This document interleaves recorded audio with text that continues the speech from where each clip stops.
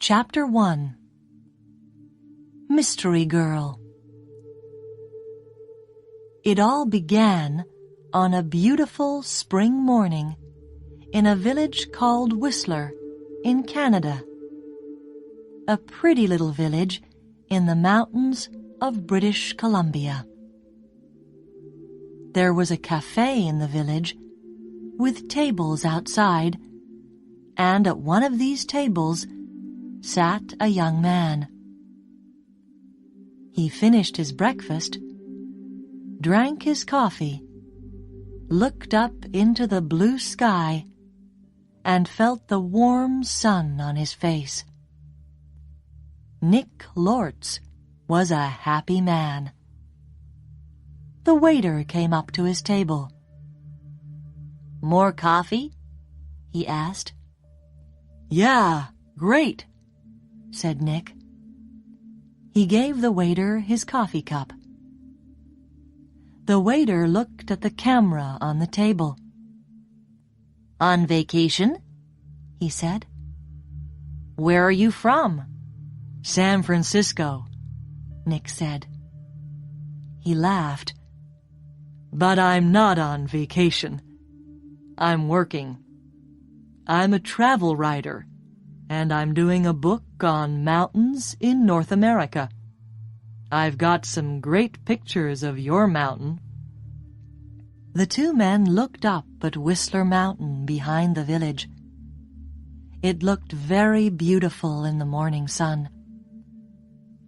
"Do you travel a lot, then?" asked the waiter. "All the time," Nick said.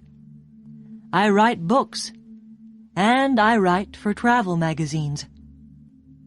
I write about everything. Different countries, towns, villages, rivers, mountains, people." The waiter looked over Nick's head. "There's a girl across the street," he said. "Do you know her?" Nick turned his head and looked. "No, I don't." "Well, she knows you, I think," the waiter said. "She's watching you very carefully." He gave Nick a smile. "Have a nice day." He went away, back into the cafe. Nick looked at the girl across the street. She was about 25, and she was very pretty. "She is watching me," Nick thought. Then the girl turned and looked in one of the shop windows. After a second or two, she looked back at Nick again. Nick watched her. "She looks worried," he thought. "What's she doing? Is she waiting for somebody?" Suddenly, the girl smiled. Then she walked across the street, came up to Nick's table, and sat down. She put her bag down on the table. The bag was half open. "Hi, I'm Jan," she said. "Do you remember me? We met at a party in Toronto." "Hi, Jan," said Nick. He smiled. "I'm Nick, but we didn't meet at a party in Toronto. I don't go to parties very often, and never in Toronto." "Oh," the girl said, but she didn't get up or move away. "Have some coffee," said Nick. The story about the party in Toronto wasn't true, but it was a beautiful morning, and she was a pretty girl. Maybe it was a party in Montreal or New York. The girl laughed. "Okay, maybe it was. And yes, I'd love some coffee." When she had her coffee, Nick asked, "What are you doing in Whistler? Or do you live here?" "Oh, no," she said. "I'm just traveling through. And what are you doing here?" "I'm a travel writer," Nick said, "and I'm writing a book about famous mountains." "That's interesting," she said. But her face was worried, not interested, and she looked across the road again.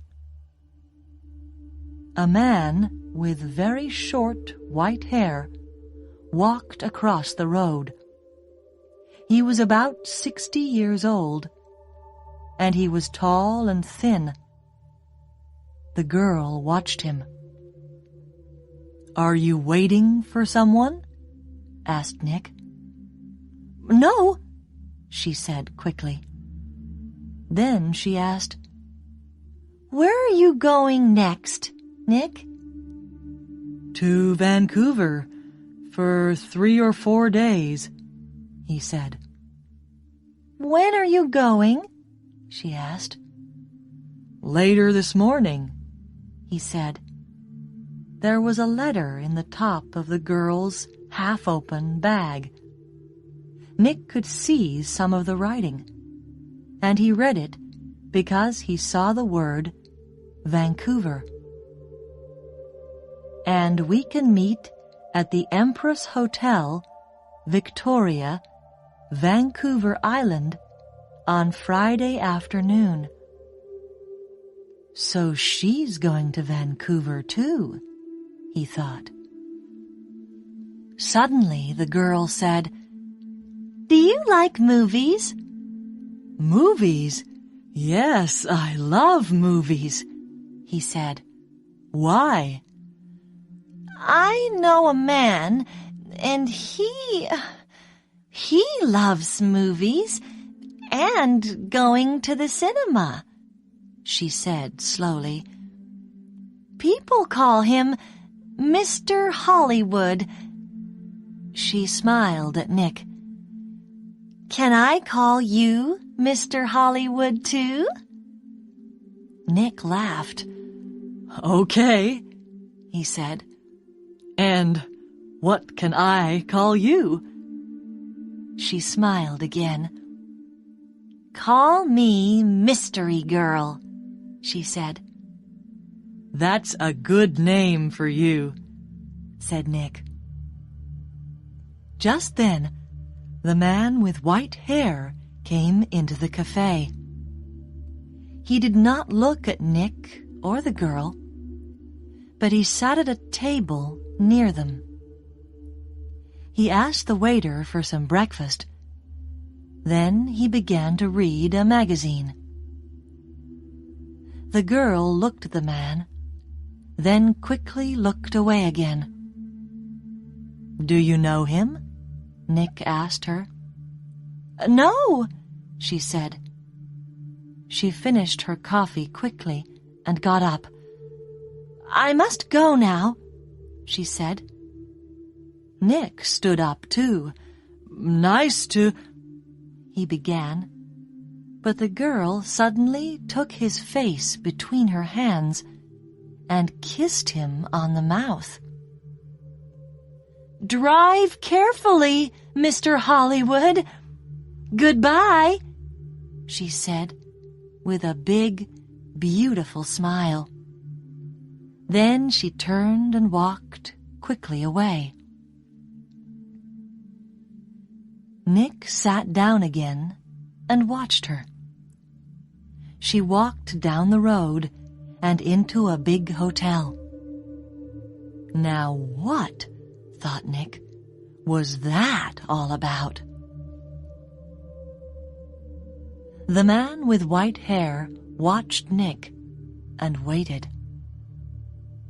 After 4 or 5 minutes, Nick finished his coffee, took his books and his camera, and left the cafe. His car was just outside the girl's hotel. and he walked slowly along the street to it. The man with white hair waited a second, then quickly followed Nick.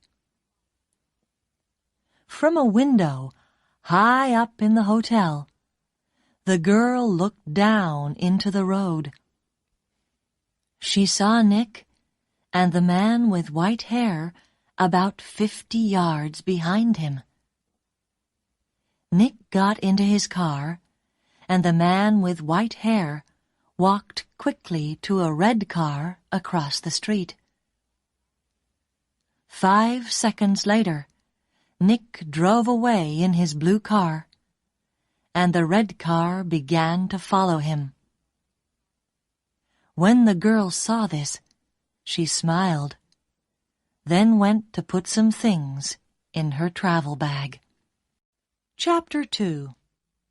A Hand in the Back.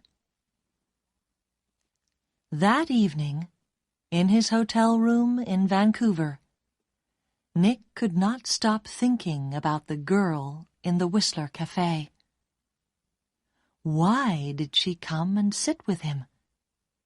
She didn't know him, and that story about a party in Toronto wasn't true, and she was worried about something. But what? And that kiss. It was nice, of course, but why did she do it? Maybe she liked my face, Nick thought, or my brown eyes. But I'm not going to see her again, so it doesn't matter. Forget it. He put some money in his pocket and went downstairs to the hotel restaurant. But there were no free tables, so he walked down to Gastown and found a restaurant there. After dinner, he went for a walk. Vancouver was a friendly city, and Nick liked walking through Gastown and Chinatown, looking in the shops and watching the people. It was nearly dark now, and it was a busy time of the evening. There were a lot of cars and a lot of people. After a time, Nick began to walk back to his hotel. He came to a busy street and waited with a small crowd of people to go across. A tall woman in a blue dress stood next to him. She turned and smiled at him. "It's the first warm evening of spring," she said. "It's nice to be out after the long, cold winter." "Yeah," said Nick. "It's great. It's—" Suddenly, there was a hand in his back, and the hand pushed Nick into the road. Nick fell on his face in front of a big, green car. People screamed, but the green car stopped only inches from Nick's head. The woman in the blue dress ran into the road and pulled Nick to his feet. "Are you okay? What happened?" she said. The driver of the green car shouted angrily at Nick, but Nick did not hear him. "Somebody pushed me," he said to the woman. "I didn't fall. Somebody pushed me." "Pushed you?" said the woman. "Who? I didn't see anybody." Nick looked at the faces of the people near him, but he didn't know them. Then he saw a man's back. The man was tall and thin, and had very short white hair. He walked quickly away down the street, and did not look back. Hey, you! Nick shouted. Wait! But the man did not stop, and he was soon lost in the crowds. Did he push you? Asked the woman in the blue dress. I don't know, Nick said. Do you know him? She asked. I don't know his name, Nick said. But I know that short white hair. Now where did I see it before? The woman began to move away. I must get home, she said. Are you okay now? Yeah, I'm okay, Nick said. And thanks. Thanks for your help. That's okay, the woman smiled. Be careful now. Back in his hotel, Nick sat on his bed and thought. It was an accident. Nobody pushed me. It was an accident. Nobody wants to kill me. And there are hundreds of men in Vancouver with white hair. It was 1 o'clock in the morning, but Nick couldn't sleep. He listened to the cars in the road, and he looked at the night sky through his hotel room window. Then he sat at the table and tried to write some more of his book about mountains. But he couldn't think about his work. He got back into bed. There were 4 or 5 magazines in the hotel room. They were not very interesting, but Nick sat in bed and opened one, and saw a photo of Mystery Girl. He looked at the picture very carefully. But yes, it was her. Jan, the girl from the Whistler Cafe. She was next to a man of about 50 or 55, and they were in the garden of a big, expensive house. They smiled at the camera, and they looked very happy. Canadian millionaire Howard Hudson and his daughter Meg, it said under the picture, at their home in Toronto. Meg Hudson, not Jan, not Mystery Girl. Meg Hudson, the daughter of a millionaire. Nick read it again. Why did she come and sit with me in the cafe at Whistler? He thought. Millionaires' daughters don't sit with strangers in cafes and then give them a big kiss when they leave. Why did she do it? What did she want? He thought back to the cafe in Whistler and the girl next to him at the table. Then he remembered something. He remembered a man at a table near them in the cafe. A tall, thin man, about 60 years old. A man with very short white hair. Nick didn't sleep much that night.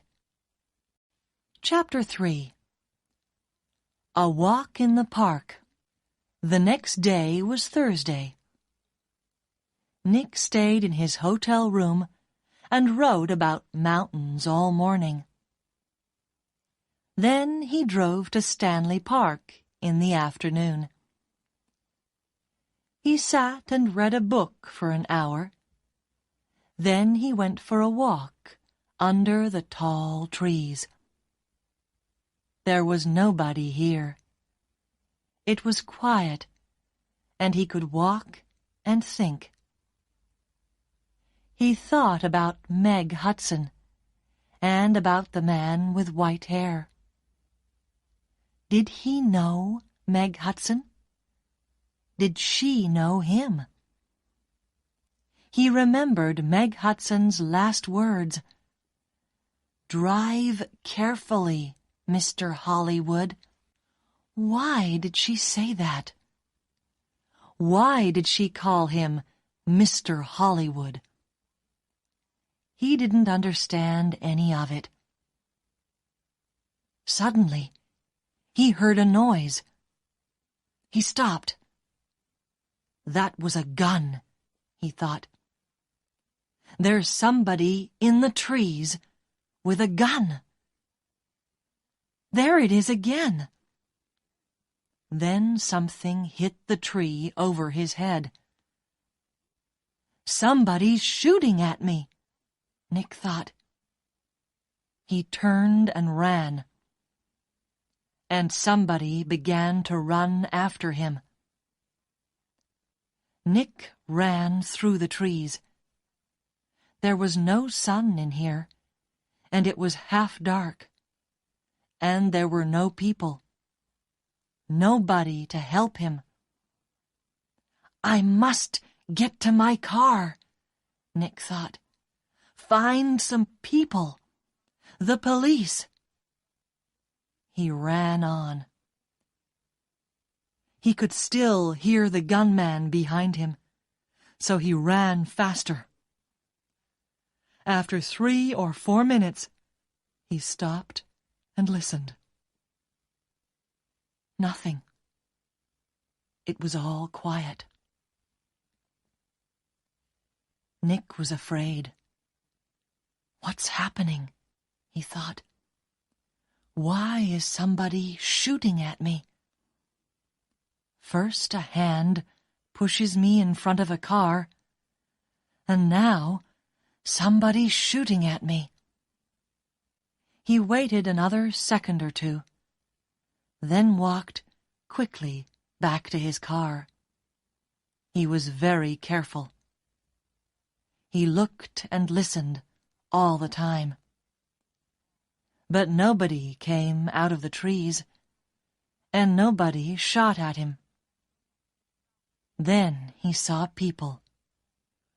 Women with young children, some boys with a football, 2 men with a dog. He began to feel better. Nobody can shoot me now, he thought. Not with all these people here. 10 minutes later, he was back at his car. There was a letter on the window. Nick read it. It said, "I'm going to kill you, Mr. Hollywood." Nick drove to the nearest police station. He waited for half an hour. Then a tired young policeman took him into a small room. Nick told his story, and the policeman wrote it all down. "So, what are you going to do?" asked Nick. "Nothing," said the policeman. "Nothing?" said Nick. "But somebody shot at me, and—" "Mr. Lortz," the policeman said tiredly, "how many people are there in this town with guns?"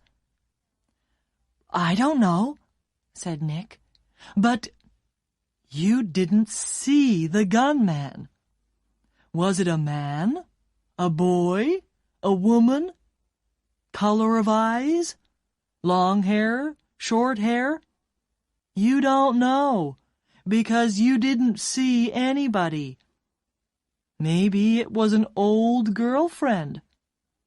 Maybe somebody doesn't like your travel books, Mr. Lortz." "But what about the man with white hair in Whistler?" said Nick.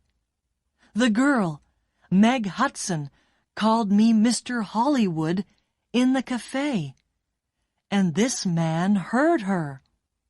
And now I get a letter to Mr. Hollywood on my car. Who is this Mr. Hollywood? We all want answers to our questions, Mr. Lortz, the policeman said. But we don't always get them. Questions, but no answers. Nick walked out of the police station and drove to his hotel. He was angry and afraid. How did the man with white hair find me in Vancouver? He thought. Did he follow me from Whistler? Is he following me now? Maybe he's staying at my hotel too. In the next room. With his gun. Chapter 4. The Man with White Hair. Nick stopped his car in front of the hotel. He looked carefully before he got out, but there was nobody with white hair near the hotel. He half ran through the hotel doors and went to the desk inside. I'm looking for a man with very short white hair, he said to the woman behind the desk. He's staying here, I think. He's about 60 years old, and he's tall and thin. The woman did not look very interested. There are a lot of visitors in the hotel, she said. Do you know his name? No, I don't, Nick said. He's, a friend of a friend, you see. He arrived in Vancouver yesterday, and I must find him. It's very important. Please help me. The woman looked at him. There are 350 rooms in this hotel, she said, and maybe 30 or 40 men with white hair. How can I remember all their names? She turned away to answer a telephone call. Nick walked away from the desk. A drink, he thought. I need a drink. He went into the hotel bar, got a drink, and sat down at a table. So, what do I do now? He thought. And then he remembered something. A letter in the girl's half-open bag in the Whistler Cafe. And we can meet at the Empress Hotel, Victoria, Vancouver Island, on Friday afternoon. And tomorrow was Friday. I'm going to Victoria, on Vancouver Island, he thought. To the Empress Hotel. Nick had dinner in the hotel that evening. He finished eating and got up from his table and saw the man with white hair. Nick moved quickly. The man was at the hotel desk. Nick could see the white head above the other heads near the desk. Excuse me, said Nick. He pushed past the people in the hotel restaurant. A small boy ran in front of him, and Nick ran into him. The boy and Nick fell down on the floor. The boy began to cry. Hey! said a woman behind Nick. I'm very sorry, said Nick. He got up and helped the boy to his feet. Are you okay? He asked the boy. Be more careful next time, said the woman. Nick moved away quickly, but when he looked back at the hotel desk, he couldn't see the man with white hair. He pushed through the crowd of people. "That man!" he shouted at the woman behind the desk. "That man with short white hair! Where did he go?" The woman looked at Nick. "Mr. Vickers," she said. "I don't know." "Vickers? Is that his name?" said Nick. "What's his room number?" "I'm sorry, I can't tell you that," the woman said. "But I need to," began Nick. The woman turned away to answer the telephone. After a second or two, Nick went upstairs to his room. Vickers, he thought. Does Meg Hudson know Mr. Vickers? I need some answers, and I need them quickly. Chapter 5. Vancouver Island. Tawasin was about 23 miles south of Vancouver. Nick drove there in his car the next morning for the 1 o'clock ferry to Vancouver Island. Every 5 minutes, he looked behind him. The road was busy. Black cars, white cars, red cars, green cars. Maybe Vickers was in one of them. At Tawasin, Nick drove his car onto the ferry. There were a lot of cars and crowds of people. Nick got out of his car and walked up and down the ship. He looked for a man with white hair, but he didn't see one. Soon the ferry began to move, and Nick felt better. He found the ferry restaurant and got something to eat. More people came in. Nick looked at the faces of all the older men. Some had hats on, so he looked for somebody tall and thin. But there was nobody. Maybe he's not on the ferry, Nick thought. Maybe he's back in Vancouver. Later, Nick walked around the ship again. Once, he thought he saw the man with white hair in the crowds, but he could not be sure. 90 minutes after leaving Tawasin, the ferry arrived at Swartz Bay on Vancouver Island, and Nick went back down to his car. Swartz Bay was 20 miles north of Victoria. Nick drove quickly, and again looked behind him every 4 or 5 minutes. Once, he saw a red car about 200 yards behind him. Did I see that car on the road from Vancouver to Tawasin? He thought. He drove more slowly, but the red car still stayed 200 yards behind him, and Nick couldn't see the driver's face or hair. Soon, he was in the busy streets of Victoria, and Nick didn't see the red car behind him again. Victoria was a city of gardens and beautiful old buildings.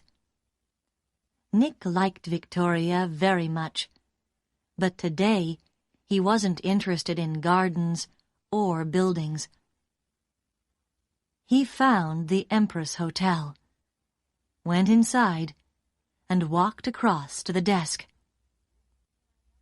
"Can I help you?" a young man asked Nick. I'm meeting a friend here this afternoon, said Nick. Miss Hudson. Hudson, said the young man. Wait a minute. He went away and came back. Sorry, but there's no Miss Hudson staying here. Nick took something from his pocket. It was the photograph of Meg and her father, from the magazine. This is her, he said. The young man looked at the picture. Oh, right. You mean Howard Hudson's daughter, he said. She's not staying here, but I saw her 10 or 15 minutes ago. She was with somebody, a man. He asked me about the tea room. The tea room, said Nick. Where's that? The man with short, white hair was tired. He couldn't sleep, and he couldn't eat.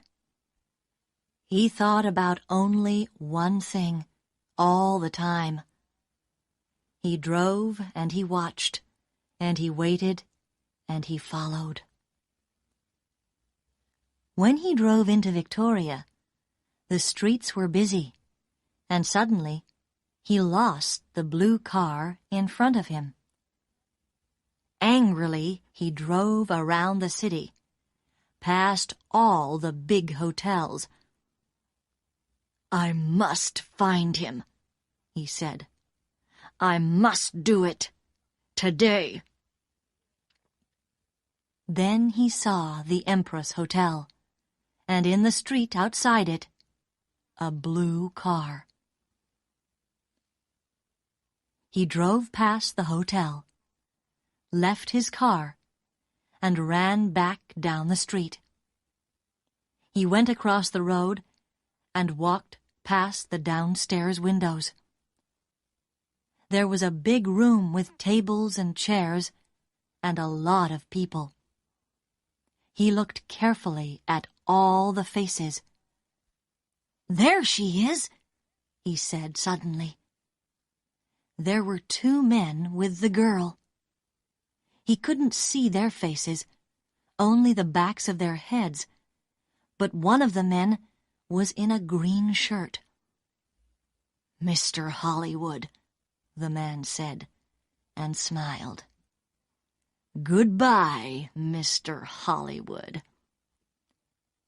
People in the street turned to look at him, but the man did not see them. He walked up to the doors of the hotel and put a hand into his pocket. Inside, the gun was cold and hard. Chapter 6. A Tea Party. Nick looked through the doors of the tea room in the Empress Hotel. Meg Hudson sat at a table with a man. The man was about 30, or maybe a year or 2 younger. He was tall and brown from the sun. He wore a white shirt, white trousers, and white shoes. He said something to Meg, and she laughed. She looked very happy. A waiter came up to Nick. "Can I get you some tea?" he asked. "No, thanks," said Nick. "I'm with the 2 people over there." And he walked across to Meg's table. "Hello, mystery girl," said Nick. "Remember me? We met at Whistler. Your name was Jan then, but maybe today it's Meg Hudson." Meg Hudson looked up at him. "Oh!"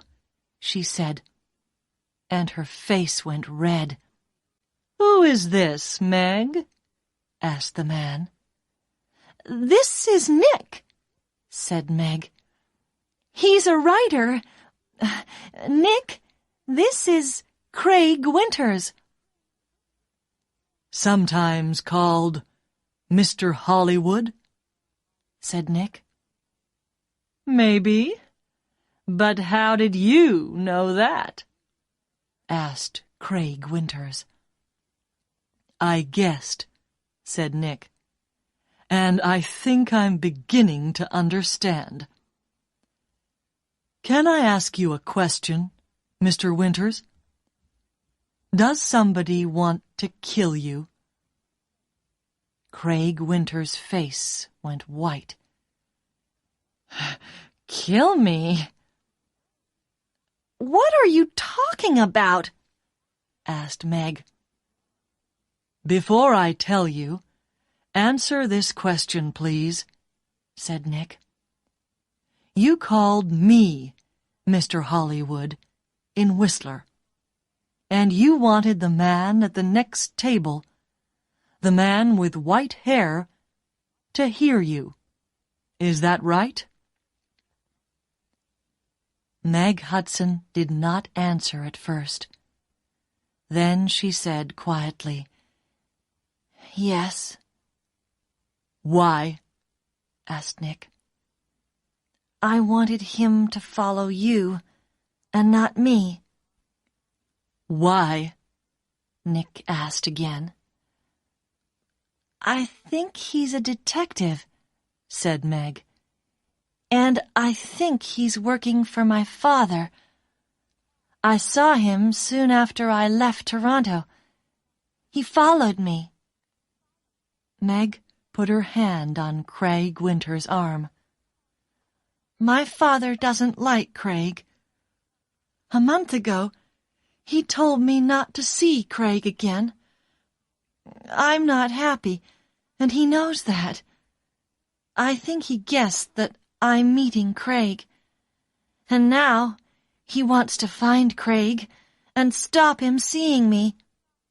Stop him, said Nick. Or kill him.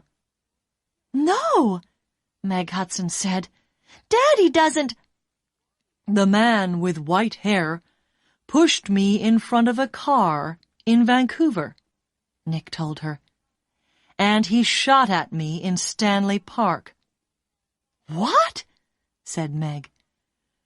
Tell me about this man with white hair, Winters said suddenly. Nick looked at him. He's about 60, and he's tall and thin, he said. Do you know his name? Asked Winters. Vickers, said Nick. Craig Winters suddenly looked ill. Did he follow you to Victoria? Did he follow you here? I don't know, said Nick. He watched Winters. You're afraid of him. Why? Why does this man Vickers want to kill you, Winters? Before Craig Winters could answer, Meg's face went white. Oh, no, she said. Look! Look over there! By the door! Nick and Craig Winters turned to look. At the door of the tea room stood the man with white hair. He looked up and down the room, and then he saw them and began to walk across to their table. His hand was in his pocket. For a second or two, the three people at the table did not move. Then Craig Winters jumped to his feet. That's Mr. Hollywood, he screamed. That man there! And he pointed at Nick. The man's hand came out of his pocket with a gun. "This is for Anna!" he shouted. Nick moved very fast. The tea table went over, and Nick was down on the floor in a second. The shot went over his head, and Meg screamed. At the same time, Craig Winters shouted out and put a hand on his arm. There was blood on his white shirt. Then more people began to scream, and 2 waiters pulled the man with white hair down onto the floor. "Get the police!" somebody shouted. Chapter 7. At the police station. It was 7:30 p.m. Nick and Meg were in a room at the police station. The man called Vickers was in a different room with 3 detectives. There was a doctor with him, too. Craig Winters was at the hospital. The door opened, and a detective came in with 2 cups of coffee. He put them down on the table and turned to go out again. "Detective Edmonds," Meg said, "did the hospital call? Is Craig going to be all right?" "Winters," Detective Edmonds said. "Yes, he's going to be okay." "Can I call the hospital now?" asked Meg. "I'd like you to wait," said Edmonds. "Detective Keat is going to be here in a minute. He's just coming from the airport and—" He looked through the open door. "Ah, here he is now." A second detective came into the room, and behind him was a tall man with dark hair. Meg stood up quickly. "Daddy!" she cried. "What are you doing here?" "The police called me," said Howard Hudson, "and I flew here at once. Detective Keat met me at the airport. Now sit down, Meg. I want you to listen to me." He did not look at Nick. Meg sat down, and her father took her hands. "Meg, last week, Johnny Vickers came to my house. He wanted to talk about his daughter. You remember Anna, Meg? 3 months ago, she jumped off a bridge in Boston and died. She was young, beautiful, rich, and she didn't want to live. Why? Because she loved a man, and the man took her money, ran away, and left her. And the man was called—" "No!" said Meg. "No!" "Yes, Meg. Yes. He was called Mr. Hollywood." "No!" shouted Meg. She began to cry. "That's right, Miss Hudson," said Detective Keat quietly. "To you, he gave the name Craig Winters. When Anna Vickers knew him, he was Carl Windsor. But he liked all his, girlfriends to call him Mr. Hollywood. He took nearly $50,000 from Anna Vickers, and there was a girl before that." "No, it's not true!" Meg shouted. "It is true, Meg," said her father.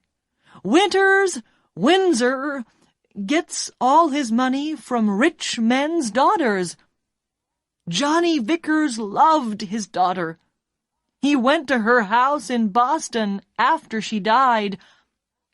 He read her letters and learned about the money and the name Mr. Hollywood. And when he came to my house, I told him about you, Meg. I said, my daughter's got a new boyfriend, and she calls him Mr. Hollywood.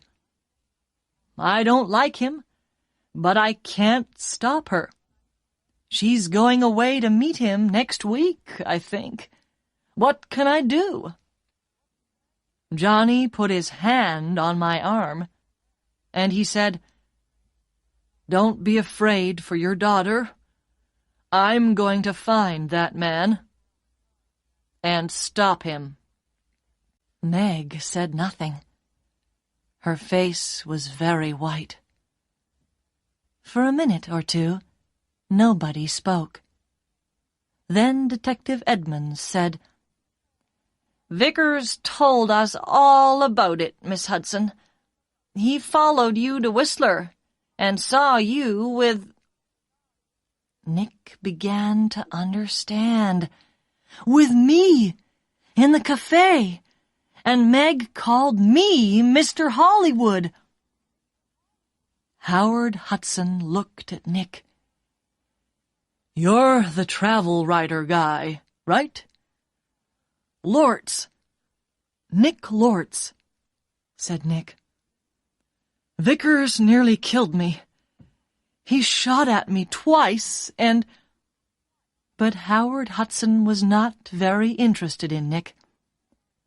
He looked at his daughter again. How much money did you give him, Meg? He said. I gave him $25,000, said Meg. Only for 2 or 3 months, he said. Then he...